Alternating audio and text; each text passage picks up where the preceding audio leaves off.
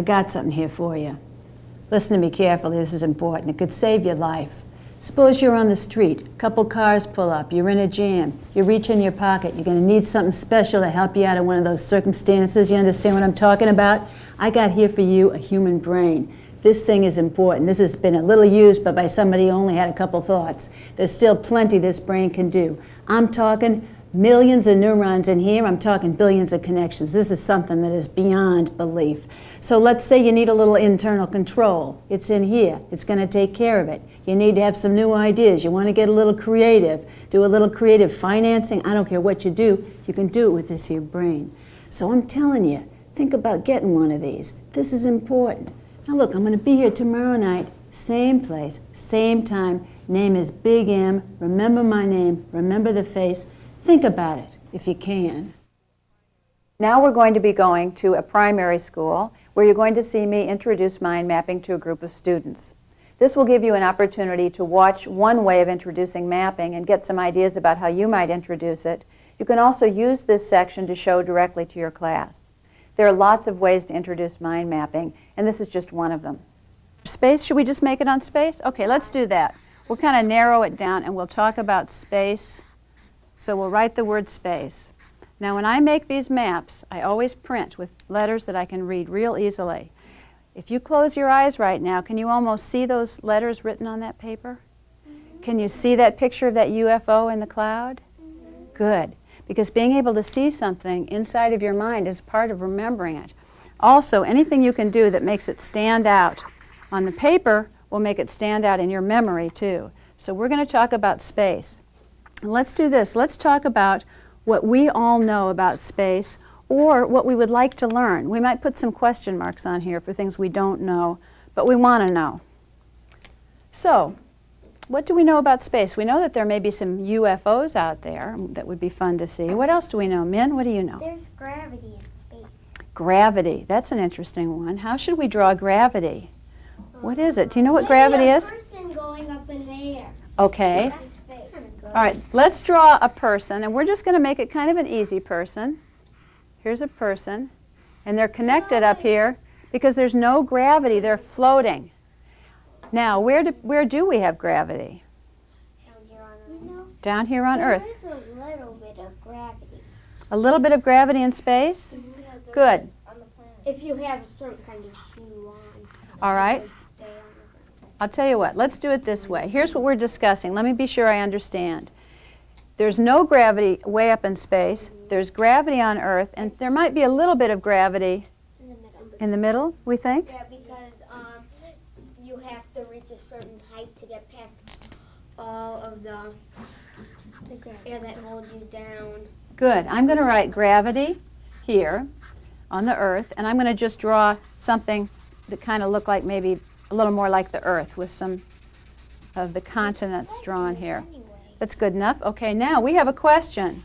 We don't know exactly, but we have a question about what happens to gravity out here as you get further from the Earth.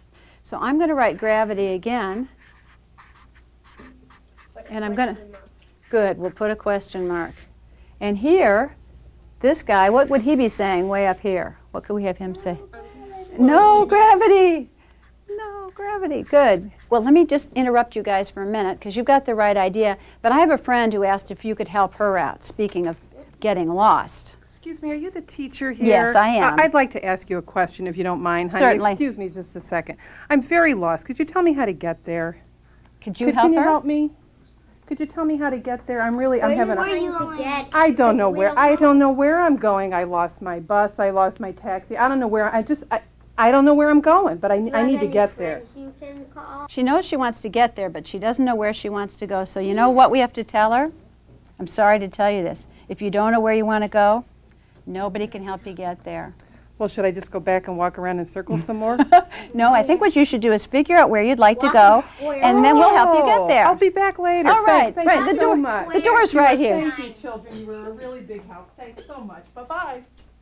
Okay, now we can learn something from this strange woman, and I'll tell you what it is.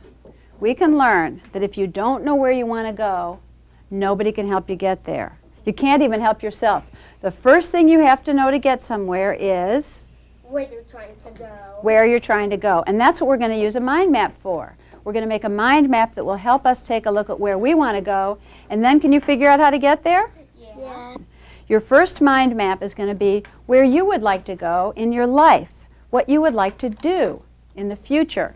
Now, the future could be when you're grown up, or the future could be in a couple years. But I'd like you to start by thinking of something you would really like to have in your life, something you'd really like to do. You don't have to tell me right now because you're going to put it on your map.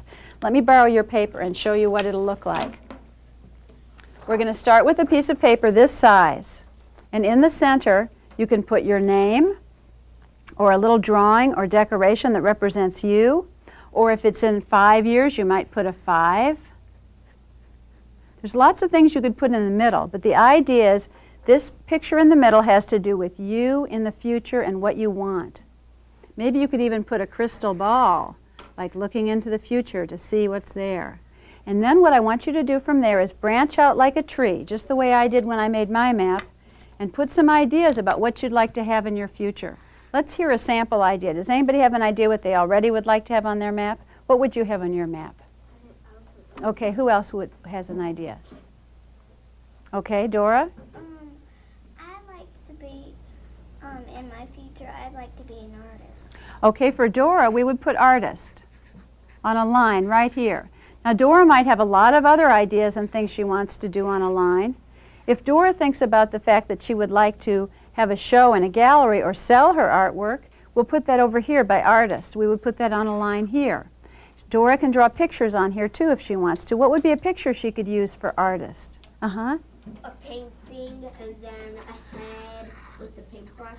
Okay, maybe one of those paint palettes or a picture that she's drawn. So what you're going to do is start in the middle with an idea about your future and put your ideas And then on go lines. out from the middle. You'll be radiating out or branching out from the middle. Okay, now is a chance for you to try that, and if you're watching the video in your classroom, you'll be trying it in your school with your teacher. When you're finished, we'll come back and talk about how it went, okay? Okay, let's start.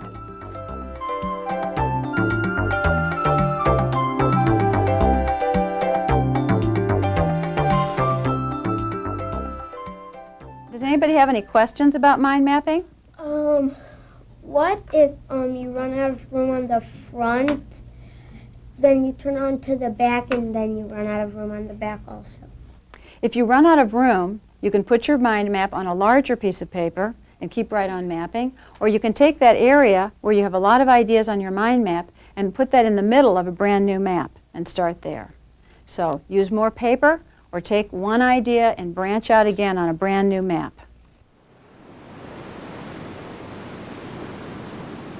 Along the banks of the Mediterranean, the famous archaeologist, Miss Ima Digger, was looking around among the rocks, and she found what we believe was the first original mind map, or at least a portion of that mind map.